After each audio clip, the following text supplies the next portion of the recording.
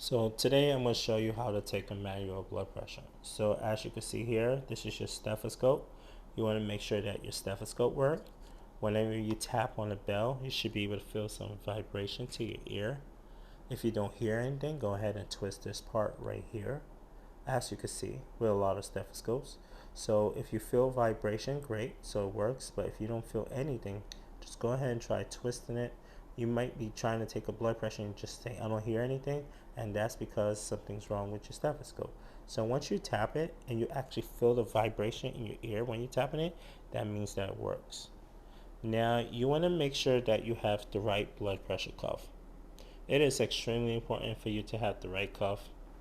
You're going to go ahead and place the cuff around the person's arm. So now if you have a cuff that's too small on the big person, you're going to get false reading. And if you have a blood pressure cuff that's too big on a small person, then you're going to get false reading. So you want to make sure that you have a good sized cuff for your patient.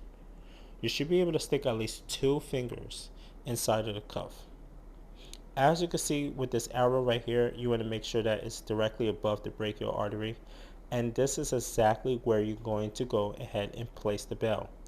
It goes directly above the brachial artery. Sometimes if you try to put your hands there, you'll be able to feel the blood rushing through the artery. Depends on the patient. Alright, so this is a little pump which we're going to use to actually inflate the cuff. So go ahead and twist this over to the right side to tighten it up. But when you're getting ready to release it, you're going to turn it a little bit over to the left side. So right now, we're going to go ahead and pump and inflate the cuff. So we're inflating the cuff. I like to go to 160. Alright, so 160. Depends on the patient. So if you have a patient who you think the systolic blood pressure is over 160, you can go ahead and go to 200, 240. As you can see, so pay attention to the cuff right now. You see the needle is slowly going down.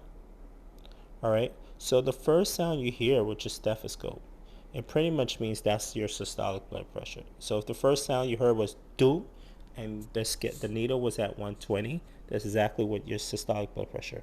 Now, when the sound goes away, that means that's your diastolic blood pressure. Exactly when the sounds go away.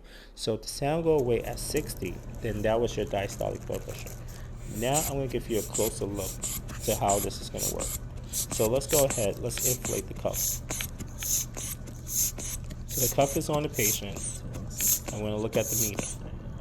So right now, starting from 160, all of the small lines you see here are considered 2. The bigger lines are 10. So right now it's at 150.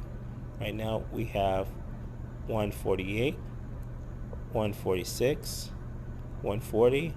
So you want to let this needle move a little bit slower as well. So right now it's 120. So if I hear the first sound right here, boom, at 110. So you can hear do, do, do, do, do, do, do, do, da, da, da.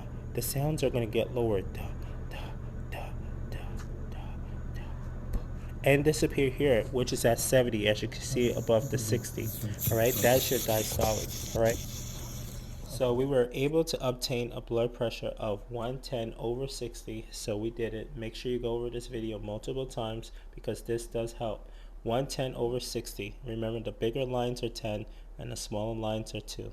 All right. So I hope this video helped and you have a wonderful day.